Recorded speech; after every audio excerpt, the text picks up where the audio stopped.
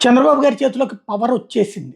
ఒకటి తను ఏదడిగితే అది సాధించగలిగేటటువంటి స్థాయికి వచ్చేశారు. కూటమి కట్టినటువంటి ఎఫెక్ట్ అనుకోవాలా? లేకపోతే చట్టబద్ధం అనుకోవాలా? లేదంటే గనక ఆయనకున్నటువంటి నేర్పు నైపుణ్యం అనుకోవాలా? అనుభవంతో సాధించేటటువంటిది అనుకోవాలి. ఏదైనా సరే.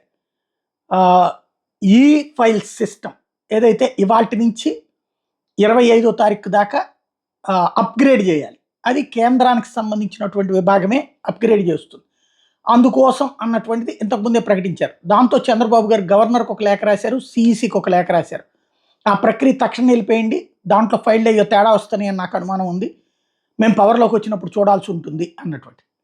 దాంతో ఎన్నికల సంఘం స్పందించింది. గవర్నర్ స్పందించారో లేదో తెలీదు గానీ ఎన్నికల సంఘం స్పందించి ఆ సదరు ఈ ఫైలింగ్ సిస్టమ్‌కి సంబంధించినటువంటి అధికారులను పిలిచి మాట్లాడింది. అప్‌గ్రేడేషన్ వర్క్‌ని తక్షణం నిలిపివేయమని ఆదేశించింది. మళ్ళీ పాత వెర్షన్ ఇది 7 వెర్షన్ అనమాట. ఇప్పుడు అప్‌గ్రేడ్ చేయాల్సింది. 6th వెర్షన్‌లోనే కంటిన్యూ చేయమని చెప్పి ఆదేశాలు ఇచ్చింది. తద్వారా చంద్రబాబు పంతం నెగ్గించుకున్నారు.